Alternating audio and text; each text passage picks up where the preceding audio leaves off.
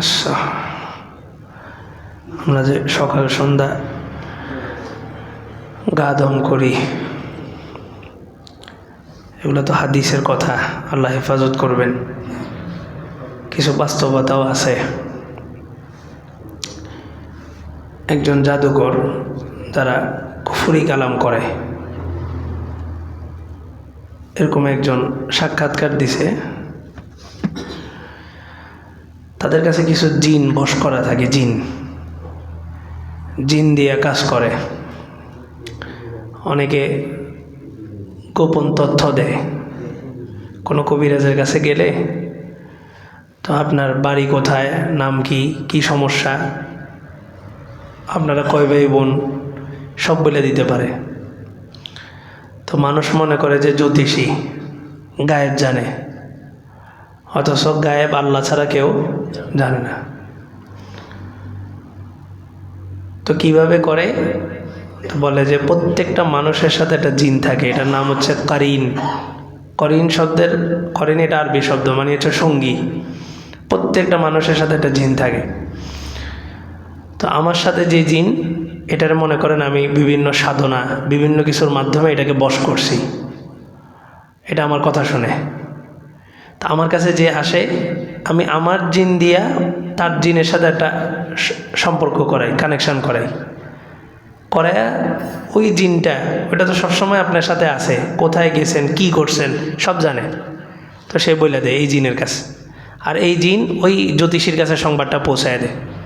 তখন জ্যোতিষী সংবাদটা বলে, আর যে গেছে সে মনে করে যে উনি তো কি জানে, গায়েব জানে। তো এক জাদুকর সে সাক্ষাৎকার দিল, বলে যে অনেক সময় আমরা কালো জাদু করি, যে জিন পাঠাই যে অমুক দেশের অমুক জায়গায় এই ঠিকানাটা আছে, এটা দেখো এই লোকটাকে বশ করা যায় কিনা বা ক্ষতি করা যায় কিনা। তো জিন আইসা রিপোর্ট দেয়, কিছু রিপোর্ট দেয় যে ওখানে গেছি, ওই বাড়িতে কেউ নাই, কাউকে দেখি না। আর কিছু জিন এসে রিপোর্ট দেয় যে ওই বাড়িতে গেছি, কথার আওয়াজ শুনি, কিন্তু মানুষকে দেখা যায় না। ওই যে সকাল সন্ধ্যার আমল, আল্লাহ তাআলা জিন্নাতের চোখ থেকে বান্দাকে অদৃশ্য করে দেয়। আল্লাহ রসুল বলেন, ইস্তেঞ্জা যাওয়ার সময় দোয়া পড়বা, আল্লাহুম্মা ইন্নী আউযু বিকা মিনাল খুবুসি ওয়াল খাবাইস। দোয়া পড়লে কি হয়, কী লাভ? রাসূল বলেন যে ইস্তেঞ্জাখানা, ওয়াশরুম, এটা হচ্ছে নোংরা জায়গা, এটার মধ্যে জিন্নাত বসবাস করে। তো জিন জাতি, মানুষ যখন যায়, মানুষ উলঙ্গ হয়ে যখন ওয়াশরুমে জরুরত সারে, প্রাকৃতিক জরুরত, তখন জিন্নাত মানুষের লজ্জা স্থানকে নষ্ট করে দেয়। লজ্জা স্থানের যে কার্যকরী ক্ষমতা আছে, এটাকে নষ্ট করে দেয়। আল্লাহ রসুল বলেন, কেউ যদি দোয়া পড়ে ঢুকে, তো জিন্নাত আর ওই মানুষের লজ্জা স্থান দেখতে পারে না, এটা আল্লাহ তাআলা অদৃশ্য করে দেয়। তো এটা হচ্ছে দোয়ার পাওয়ার। আরেক জিন সাক্ষাৎকার দিছে, এক মেয়েকে ধরছে। তো কেন ধরছে? তো বলে যে এই মেয়ে তার গোসলের কাপড় চোপড় বা ওয়াশরুমে রেখে আসতো, সপ্তাহ পর সপ্তাহ পরে থাকতো। তারপরে তার মেন্সের যে কাপড়গুলো আছে, এগুলো ফালাইতো না, বাথরুমে জমা রাখতো। ওইখান থেকে, ওইটা আমাদের কাছে দুর্গন্ধ, কিন্তু এটা তাদের কাছে সুগন্ধি। তারা তো সবসময় থাকেই নর্দমাতে, তাদের কাছে ওইটা সুঘ্রাণ, ওইটা তাকে আকৃষ্ট করছে। তারপরে যে মেয়েকে সে ধরছে। তো একজন মানুষ যদি পরিষ্কার পরিচ্ছন্নভাবে চলে, আমলের উপরে চলে, তার উপরে জিন্নাত প্রভাব খাটাতে পারবে না। জিনকে আল্লাহ তাআলা মানুষের অনুগামী করে দিছে, কিন্তু ওই যে মানুষ নিজের আমলের কারণে, অথবা অনেক সময় দেখা যায় যে মানুষের উপর আরেকজনের কালো জাদু দিয়া বিভিন্ন মাধ্যমে জিন্নাতের প্রভাব খাটাতে যায়। এজন্য সকাল সন্ধ্যার আমলগুলা মানে বাস্তবিক সায়েন্স অনুভূতি নিয়ে করা। আমরা তো করতেছি, গা দম করতেছি না, মাগরিবে গা দম করছি মানে ফজর পর্যন্ত আমি একদম নিশ্চিন্তে থাকতে হবে, তার কোনো ক্ষতি হবে না, কোনো ভয় নেই, কিছু নেই। কিন্তু আমি জানিও না যে আমি যে আমলটা করলাম, এই আমলটা আমার কতটুকু কাজে আসবে। আল্লাহ, এজন্য এই বিষয়গুলা বাস্তবতা বোঝা। আগুন মানুষের হাত পুড়ায় দেয়, এটা আপনি জানছেন। আর আরেকজনে আগুনের মধ্যে হাত দিয়ে দেখছে আসলেই কি আগুন হাত পুড়ায় কিনা, দুইটার মধ্যে ব্যবধান আছে। একজন হচ্ছে শুধু জানছে, এটাকে ইলমুল ইয়াকিন বলা হয় না। ইলম তিন প্রকার, একটা হচ্ছে জানা, আরেকটা হচ্ছে দেখা, আরেকটা হচ্ছে বাস্তবিক অর্থে উপলব্ধি করা। তা আগুন জ্বালায় দেয়, এটা একজন শুনছে, শোনা মানে জানছে। আরেকজন চোখে দেখছে যে আগুন সব কিছুকে ভস্ম করে দিতেছে, আর আরেকজন সরাসরি হাত দিয়ে দেখছে যে আসলেই আগুন পুড়ায় দেয়। তো তিনজনের এলেম তো একরকম না। তো বাস্তবতা থেকে উপলব্ধি করা আল্লাহ, তো এই আল্লাহ তাআলা এই অদৃশ্য করে দিবে এই আমলগুলোর মাধ্যমে, জিন্নাত থেকে অদৃশ্য। আর জিন জাতি আছে, এটাকে অস্বীকার করলে কাফের হয়ে যাবে, কারণ আল্লাহ তাআলা কোরআনেই বলছেন ওমা খালাকতুল জিন্না ওয়াল ইনসা ইল্লা লিয়াবুদুন। আমরা মক্কায় গেছি, যেই টাওয়ারটাতে ছিলাম টাওয়ারটার পাশে একটা মসজিদ, ওটার নাম হচ্ছে মসজিদে জিন, জিন মসজিদ। তা আমরা ভাবছি যে এটা হয়তো এমনি নাম, জিন শব্দের এমনি আরবি অর্থ হচ্ছে গোপন, অদৃশ্য। জিনকে জিন এজন্যই বলা হয়, জিন অদৃশ্য। ফালাম্মা জান্না আলাইহিল লাইল, ইব্রাহিম আলাইহিস সালামের ঘটনা আল্লাহ বলছেন, জান্না মানে অন্ধকার হয়ে গেছে, মানে গোপন হয়ে গেছে। তো এটা জিন মসজিদ। আর আরবের সৌদির কোনটা আবু জাহেলের বাড়ি, কোনটা রসুলের বাড়ি, কোনটা কি, এগুলো বলে না। আপনি যতই জিজ্ঞেস করবেন এগুলো বলবে না, কারণ বললো যে মানুষ ভক্তির জায়গা থেকে আবু জাহেলের বাড়িগুলো ওখান থেকে একটু মাটি নিয়ে আসে। সাফা মারোয়া বড় বড় পাহাড় ছিল, তো মানুষ ওখান থেকে পাথর আনতে আনতে, মাটি আনতে আনতে এখন কিচ্ছু নেই, অল্প একটু আছে। তা সাফা যেটা, সাফার উপরে একটা ঢালাই করে দিয়েছে, ওখান থেকে আর মাটি নেওয়ার সুযোগ নেই। আর মারোয়া পাহাড়টাকে একটা ঘেরাও দিয়ে দিছে। মানুষ ওই মানে একটা বাস খ্যাতি পাইলেই হয়েছে, ওখান থেকে কিছু নিয়ে আসে। ওটা কি আবু জাহেলের বাড়ি কি রাসুলের বাড়ি? না, স্মৃতি হিসাবে নিয়ে আসে। তো মসজিদে জিন, এই মসজিদে জিন, এটা হচ্ছে আল্লাহ রসুল একবার এক সাহাবিকে নিয়ে রাতে সফর করতেছিলেন। তো সেখান থেকে জিন জাতি, এমন কিছু জিন যারা হজরত মুসা আলাইহিস সালামের যুগের, তারা আল্লাহ রসুলের তেলাওয়াত শুনছে। আল্লাহ তাআলা সূরা জিন নাজিল করছেন, কুল উহিয়া ইলাইয়া আন্নাহু ইসতামাআ নাফারুম মিনাল জিন, জিনদের একটা জাতি আপনার তেলাওয়াত শুনল। তারপর তারা তাদের কওমের কাছে যা বলল, ফাকালু ইন্না সামি'না কুরআনান আজাবা, একটা আশ্চর্য ধরনের কিছু কথা আমরা শুনছি, ইয়াহদি ইলার রুশদ, লম্বা ঘটনা।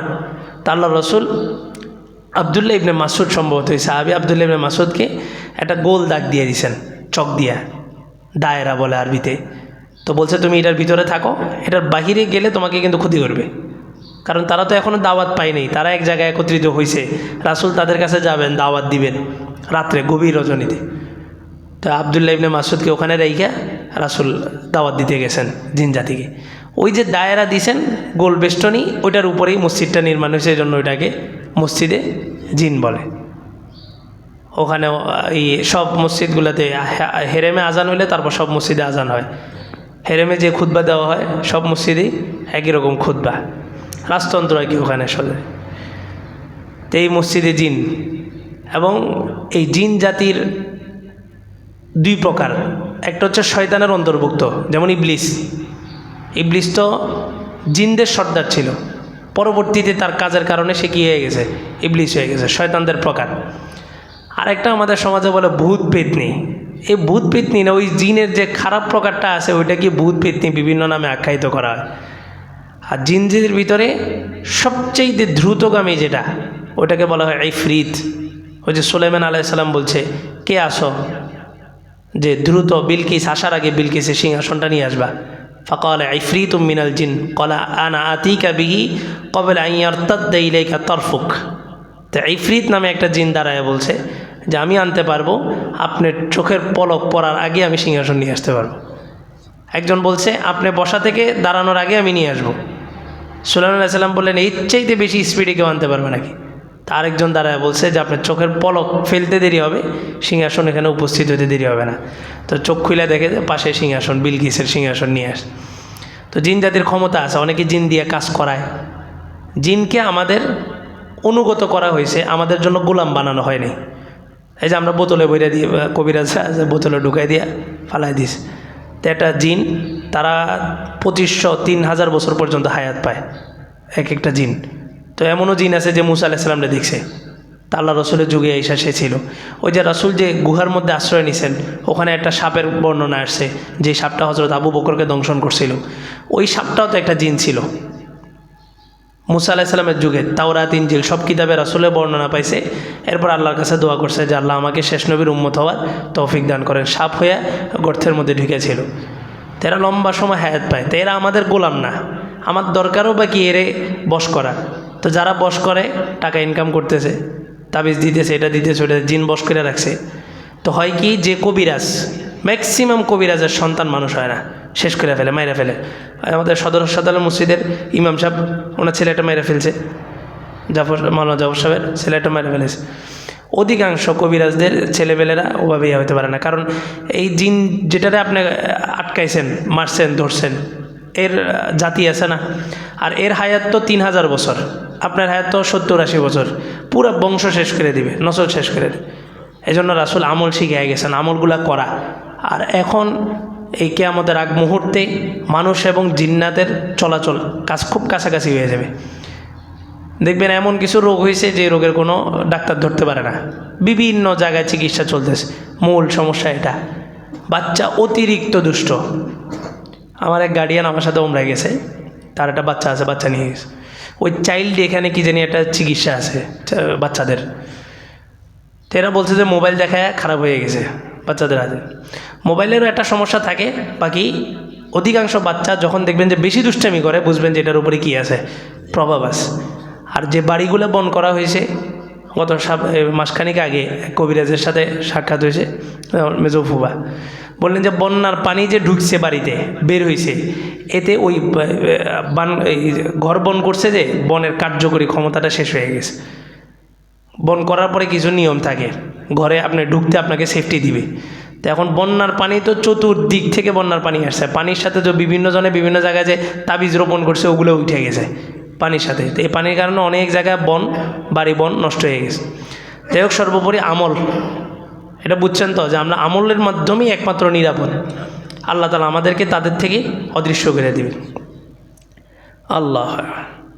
তো মক্কায় মসজিদে জিনের পাশে ছিলাম, প্রত্যেকটা জায়গার ইতিহাস এরকম, মানে ওখানে যাওয়ার পরে যখন জানবেন যে রাসূল এই কাজটা করছে, এই জায়গায় এই কাজটা হয়েছে, এই জায়গায় এই কাজটা হয়েছে, তখন ওই জায়গার অনুভূতি নিয়ে ওইখানের ইবাদতটা অন্যরকম। জাবালে রহমত একটা আছে আরাফার ময়দানে, জাবালে রহমত, যেটার উপরে দাঁড়ায় রাসূল বিদায় হজের ভাষণ দিয়েছেন সর্বশেষ। এই জাবালে রহমত, এটাকে রহমত নামকরণ করা হয়েছে আদম আলাইসালাম এবং হাওয়া আলাইসালাম যখন পৃথিবীতে আসছেন। এক রেওয়ায়েতে আসছে 300 বছর পর্যন্ত একজনের সাক্ষাৎ হয়নি, পৃথিবীতে অন্ধকার, শুধু হাঁটা চলা করছে, পুরো পৃথিবী অন্ধকার ছিল।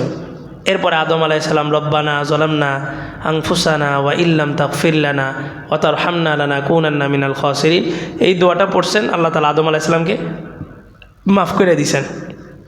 তারপরে যা দুইজনের সাক্ষাৎ হয়েছে এই আরাফার ময়দানে জাবালে রহমতে, এই কারণে এই পাহাড়টাকে জাবালে রহমত বলা হয়। হাওয়া আলাইসালাম নামছেন জেদ্দায়, জাদ্দা মানে দাদি। তা হাওয়া আলাইসালাম আমাদের দাদি সম্পর্কে আদি পিতা হিসেবে। তো হাওয়া আলাইসালাম যেখানে নামছেন ওই জায়গাটার নাম দিয়ে দিয়েছে জেদ্দা। আর আদম আলাইসালামকে আল্লাহ তাআলা নামাইছেন শ্রীলঙ্কা, অ্যাডম স্পিচ একটা পাহাড় আছে। তো এইখান থেকে হাঁটতে হাঁটতে আরাফার ময়দানে যায় দুইজনের পরিচয় হয়েছে। তা আরাফাত শব্দের অর্থ হচ্ছে পরিচয়। তো এবার আরাফার ময়দানে পরিচয় হয়েছে, এই জন্য ওই ময়দানটার নাম হয়ে গেছে আরাফার ময়দান। তা আল্লাহর রাসূল ওখান থেকে ভাষণ দিয়েছে, বিদায় হজের ভাষণে ১৬ লক্ষ সাহাবী ওখানে উপস্থিত ছিল। তো ১৬ লক্ষ সাহাবী, কোনো মাইক নেই, আমরা তো 100 জন মানুষ হলেও মাইক লাগে কথা বলতে, ওখানে ১৬ লক্ষ সাহাবী আল্লাহ তাআলা রাসূলের এই মুখের কথাটাকে বাতাসের মাধ্যমে সমস্ত সাহাবীদের কানের মধ্যে পৌঁছায় দিস। এই একটা ঘটনা আর হযরত ওমরের একটা ঘটনা, দুইটার উপরে কেন্দ্র কইরা বিজ্ঞান এই ইন্টারনেট আবিষ্কার করছে। মোবাইল সংযোগ, আমরা যে কল করি এক জায়গা থেকে আরেক জায়গায়, কলটা কিসের মাধ্যমে যায়? এটা বাতাসের মাধ্যমে যায়। ওমর রাদিয়াল্লাহু তাআলা আনহু মিম্বরে দাঁড়াইছেন, দাঁড়ায় খুতবা চলতেছে শুক্রবার। তো হঠাৎ খুতবাতে একটা ধারাবাহিকতা থাকে যে কোনো একটা বিষয়, তো উনি আগ পর কোনো কিছুর মিল নাই, হঠাৎ চিৎকার দিয়ে উঠলেন, ইয়া সারিয়াতাল জাবাল, ইয়া সারিয়াতা জানিমিল জাবাল। তো নামাজের পরে হযরত ওমরকে ধরছে যে আপনি হঠাৎ করে এরকম একটা চিৎকার দিলেন, আগ পর কোনো কথার সাথে মিল পেলাম না, কি বিষয়? তো হযরত ওমর বললেন যে কিছুদিন আগে যে একটা কাফেলা পাঠাইছি যুদ্ধের জন্য মুসলমানদের, আল্লাহ তাআলা হঠাৎ ওই কাফেলার একটা দৃশ্য আমার চোখের সামনে ভাসায় দিয়েছেন। তা আমি দেখলাম ওই কাফেলা জুমার প্রস্তুতি নিতেছে পাহাড়ের পদদেশে। দেখেন যুদ্ধের ময়দান, কিন্তু কি মিস নেই? নামাজ মিস নেই, নামাজ পড়তে হবে। নামাজ এমন একটা বিধান যে পৃথিবীতে সবচেয়ে কষ্টের মুহূর্ত একজন নারী যখন বাচ্চা প্রসব করে সবচেয়ে কষ্ট। শরীয়ত বলে তোমাকে ওই সময় পর্যন্ত শুয়ে হইলেও নামাজ পড়তে হবে, নামাজ মিস নেই। দাঁড়ায় পারতেছেন না বৈশা পারতেছেন না শুয়ে পারতেছেন না, ইশারাতে হইলেও আপনাকে নামাজ পড়তেই হবে।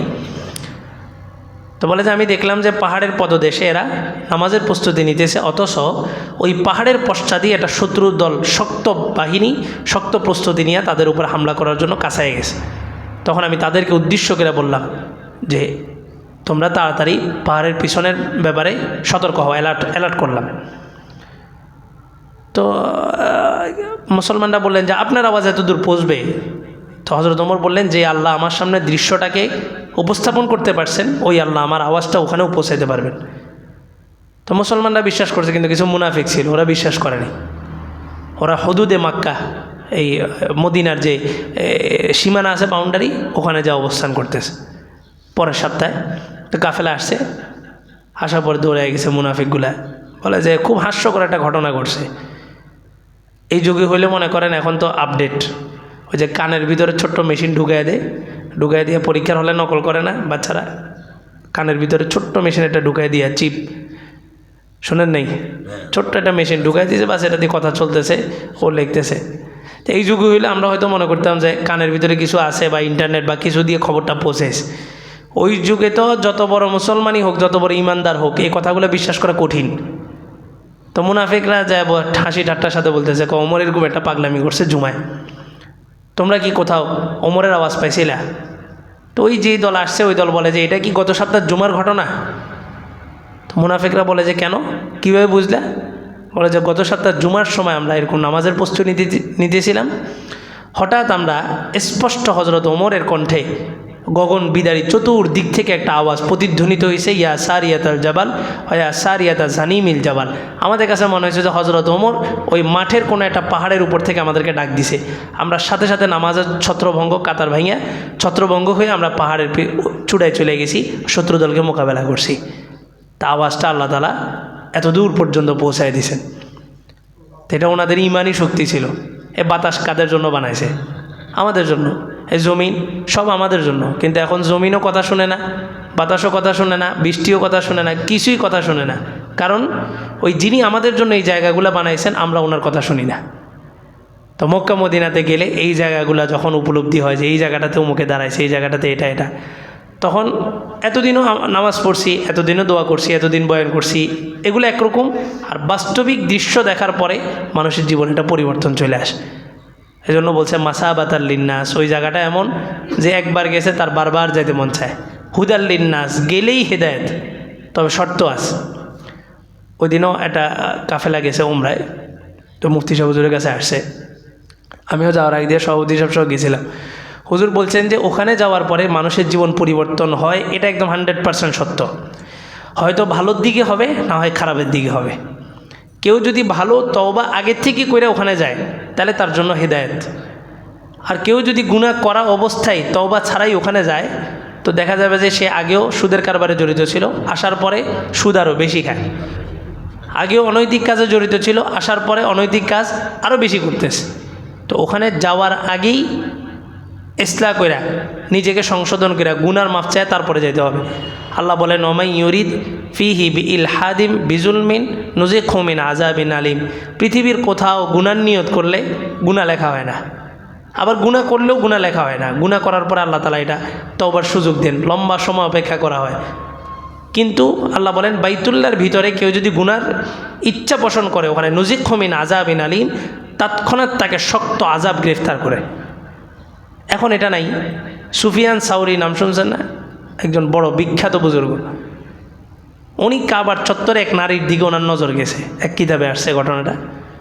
সাথে সাথে কাবার দেয়ালের ভিতর থেকে একটা হাত বেরিয়ে ওনাকে একটা চটকানা দিয়ে বলছে, এই সাউর, কোন দিকে নজর গেছে? সাউর মানে গাধা। ওনাকে যে সাউর ডাকছে, কে ডাকছে? আল্লাহ। তো উনি পছন্দ করে ওই নামই রেখে দিয়েছে সুফিয়ান সাউরি, মানে সুফিয়ান গাধা। তো ওনারা তো আল্লাহর প্রেমাস্পদ ছিলেন, আল্লাহর সাথে সম্পর্ক ওরকম ছিল, যার কারণে আল্লাহ তারা পদে পদে ধরছেন, এই দিক যাও না, এদিকে যাও, এদিকে যাও না, এদিকে যাও। তা আমরা তো ওই সম্পর্কটা কখন আল্লাহর সাথে আমাদের হয়ই নেই, তা আল্লাহ আমাদেরকে গাইডলাইন করবে কেন? বলে যে পরীক্ষা চলতেছে। না, এটা পরীক্ষা না, এগুলো আমাদের হাতের কামাই, আমাদের উপরে বিপদ আসছে। পরীক্ষা তো তখন হবে যখন আমি আল্লাহর কাছে সমর্পণ, আত্মসমর্পণ, আমি স্যালেন্ডার করছি যে আমি আল্লাহ আপনার বান্দা, স্বীকারোক্তি দিছি আমি মুসলমান, প্রকৃত মুসলমান, তখনই না আল্লাহ পরীক্ষা করবেন। আমি তো বাপদাদা মুসলমান, ওই হিসাবে আমিও মুসলমান, খতনা করাইছি ওই হিসাবে আমিও মুসলমান। তো মক্কা মদিনার এই জায়গাগুলা, মদিনাতে গেলে রাসূলের যুগের একটা আবহাওয়া পাওয়া যায়, মক্কাতে ওইটা ওরকমটা নাই। মক্কাতে গরম বা পরিবেশ গ্যাদারিং সব কিছু মিলে, মদিনাটা একদম নিরিবিলি ঠান্ডা পরিবেশ, মানুষের মন মানসিকতাও খুবই ভালো, খুবই আন্তরিক। ওখানে গেলে একদম রাসূলের যুগের যে আবহাওয়াটা, রাসূলের যুগে এটা পাওয়া, মাইলকে মাইল, হ্যাঁ নবী আছে ওখানে, মাইলকে মাইল। আমরা যেগুলা সফর করছি তায়েফ বিভিন্ন পাহাড়ে, রাসূল এগুলো হাইটা হাইটা দাওয়াতে গেছেন। আমরা তায়েফে গেছি, বাসে গেছি যে ঘন্টাখানিক সময় লাগছে, কিন্তু রাসূল এগুলা এই পায়ে হাইটা হাইটা তায়েফ পর্যন্ত গেছেন। ক্ষুধার্ত, কেউ খানা তো দেয় নাই, পানিও দেয় নাই, বরং এর উপরে কী করছে, নির্যাতন, অত্যাচার। এই অত্যাচারের পরে পাওয়ারফুল ফেরেশতা আসছে, আযাব দিবে। আর আসলে ওই অবস্থায় পাওয়ারটা কাজে লাগার নাই, হাত উঠায় আল্লাহকে বলছেন, আল্লাহ আমিই তো অপরাধী, আল্লাহুম্মা ইন্নী আশকু বাসি কুওয়াতা দুফি। আমি যদি ভালোভাবে বুঝাইতে পারতাম তাহলে তো তারা দিন গ্রহণ করতো, আমি ভালোভাবে বুঝাইতে পারি না, এটা তো অন্যায় আমার, দোষ আমার। আল্লাহকে ঠান্ডা করছেন। জাবালে আবি কুবাইস একটা পাহাড়, একদম মক্কার সাথেই। তো মক্কার চতুর্পাশে কনস্ট্রাকশনের কাজ চলতেছে, কিন্তু এই জাবালে আবি কুবাইস যে পাহাড়টা, এটাতে কাজ চলে না, এটা যেমনি আছে এমনি। তো একজনের সাথে কথা বললাম যে এখানে কাজ হয় না কেন জাবালে আবি কুবাইস এই পাহাড়টাতে। তো সে একটা ইতিহাস শুনেছে, বলে যে পৃথিবীটা প্রথমে পানি ছিল, এই পানির মধ্যে সর্বপ্রথম যেটা স্থলভাগ সেটাই হলো এই পাহাড় জাবালে আবি কুবাইস। মক্কার সাথেই, মক্কার সাথে এই পাহাড়টা অবস্থিত, জাবালে আবি কুবাইস। এটা পৃথিবীর একদম সর্বপ্রথম মাটি, যেখান থেকে পৃথিবীর সূচনা শুরু হয়েছে, 5000 আরব মিলিয়ন বছর আগের কথা। আর এটার নাম হয়েছে 4000 বছর আগে একটা কাফেলা ওখানে আইসা বসতি করছে, ওই কাফেলার সর্দারের নাম ছিল আবু কুবাইস, তার নামে এই পাহাড়ের নাম জাবালে আবি কুবাইস। আবার এটা ওই পাহাড় যে পাহাড়ের উপরে দাঁড়ায় মুহাম্মদ সাল্লাল্লাহু আলাইহি ওয়াসাল্লাম কুরাইশদেরকে ডাকছিলেন, আসো ইয়া মাশারাল কুরাইশ, ডাইকা বলছে আমাকে তোমরা বিশ্বাস করো, আমি যদি বলি পাহাড়ের পিছনে একটা শত্রু বাহিনী প্রস্তুত আছে তোমাদের উপরে হামলা করার জন্য, তোমরা কি কথাটা বিশ্বাস করবা? তোমরা তো অবশ্যই বিশ্বাস করবো, কেন করবো না? তো বলে যে এর চাইতে কঠিন সত্য হলো তোমাদের মৃত্যুর পরে আখেরাত আছে, তোমাদের আল্লাহ একজন, এতগুলা রবে তোমরা খোদার ইবাদত করতেছো, এগুলো তোমাদের কোনোই কাজে আসবে না। তা আবুল আহাব দাঁড়ায় গেছে, দাঁড়ায় আবুল আহাবের সবসময় কথায় কথায় হাত নড়তো, মানে যে কোনো কথায়, যারা অহংকারী এরা যে কোনো কথায় দেখবেন হাত নাড়ে, আঙ্গুল উঠায় কথা বলে, এইটা অহংকার। তাও আবুল আহাব যে কোনো কথা হাত উঠে তো, খালি হাত নড়তো বেশি। তা আল্লাহ তাআলা এই জন্য বলছেন তাব্বাত ইয়াদা আবি লাহাব, আবুল আহাবের 2 হাত ধ্বংস। তারপরেও আল্লাহর রাগ ঠান্ডা হয় না, কয় যে ওয়াতাব, আবুল আহাবও কি হোক ধ্বংস। তো তার মৃত্যুর সময় এমন এক রোগ তার তৈরি হয়েছে, তার লাশ যেটা, এটা আরবের গোলামরা আইসা, গোলাম শ্রেণী আইসা মুখে কাপড় পেঁচায়, তারপরে লাঠি দিয়ে ঠেইলা তার লাশ এটা নিয়ে গর্তের মধ্যে ফেলাইছে। এরকম একটা দুর্গন্ধ শুরু হয়েছে তার বডি থেকে। তো সে দাঁড়ায় বলে তাব্বান লাকা লিহাযা দাআউতানা ইয়া মুহাম্মদ, হাত উঠায়। ওই গ্রামের কিছু মহিলা আছে দেখবেন ঝগড়াঝাটি হলে এরকম হাত উঠায় বলে আল্লাহ তোরে, এটা আল্লাহ তোরে, নিজের সন্তানরাও এইভাবে হাত উঠায় বদ্ধ। তো এই আবুল আহাব ছিল ওই মার্কা, তা আল্লাহ রসুলকে হাত উঠায় বদ্ধ দিছে, আল্লাহ তাআলা সাথে সাথে আয়াত নাজিল করছে তাব্বাত ইয়াদা আবি লাহাব, সূরা নাজিল করছে। তো মুসলমানরা কিছু ছিল, কিছু কিছু মানুষ তো রাসূলের ভক্তি ছিল, মানে সত্য হইলে গ্রহণ করবো, মিথ্যা হইলে বাদ দিব, এরকম একটা মনোভাব, কিন্তু রাসূলের বিরোধিতা করতো না।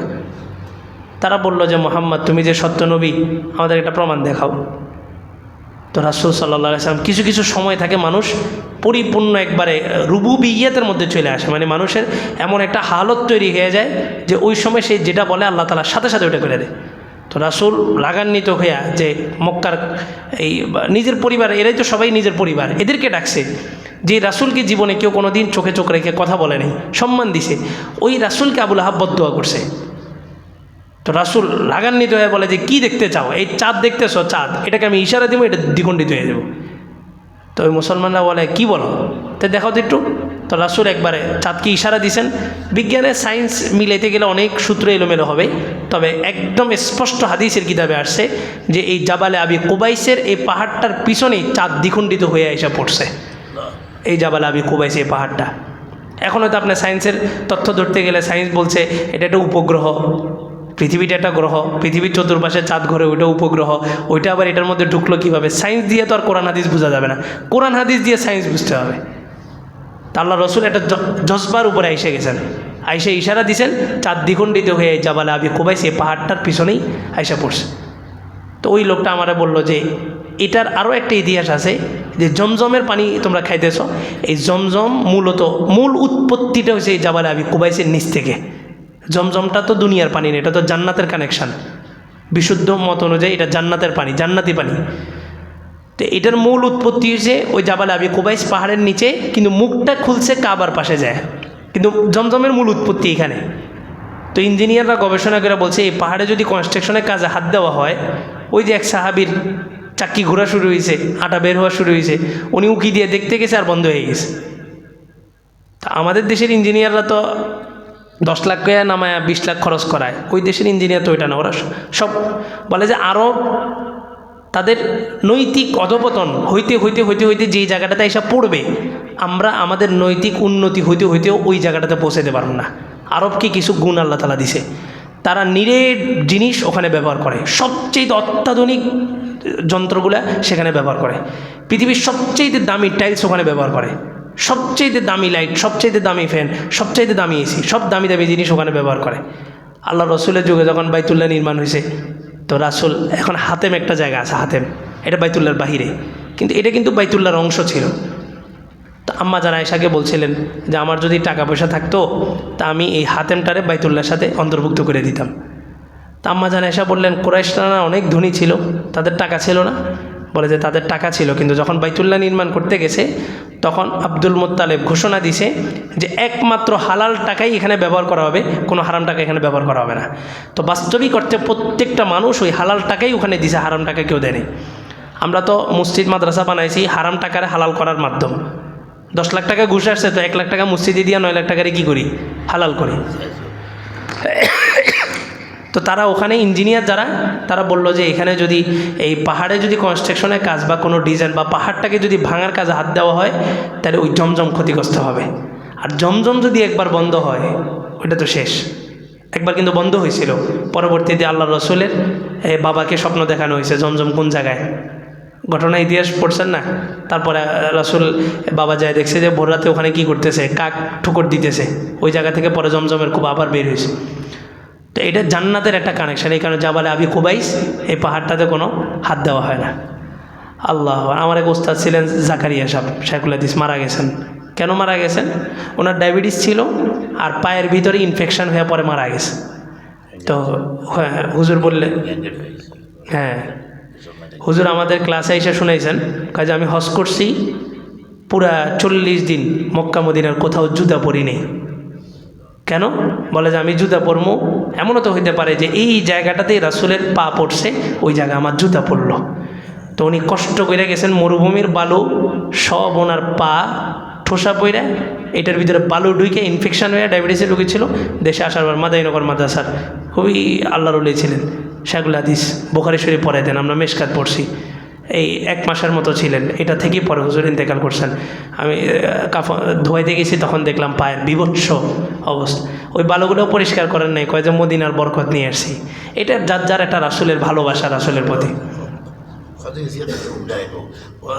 আমি জুতাই পরি না, এতে তাও যা যা কিছু করছে আমরা করছে খালি ভাই না, আমরাও জুতা পরিনি, ওই তাওয়াফের সময় জুতা পরিনি।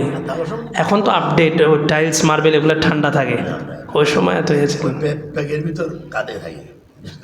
আল্লাহ, তো এই কারগুজারিগুলো একটু শুনানি, মনের মধ্যে একটা ইচ্ছা জাগা দরকার। আর যারাই উমরায় গেছে, হজে গেছে, জিজ্ঞেস করবেন যে কি আমল করেন। আমি একটা আমলের কথা বলছিলাম, আমার কাছে মনে হয় যে ওই আমলটাই উমরা পর্যন্ত নিছে, তাহলে ওই আপনাদের ইমামের ওই হাইসিয়ত নাই যে উমরায় যাবে। এটা হচ্ছে একটা দুরূদ শরীফ শিখেছিলাম, জাযাল্লাহু আন্না মুহাম্মাদাম মা হুয়া আহলু। এটা যেদিন আপনাদের বলছি ওই দিনই আমল শুরু করছি, এই 40-45 দিনের মাথায় বিভিন্ন মারফতে পাসপোর্ট টাসপোর্ট সব রেডি হয়ে গেছে।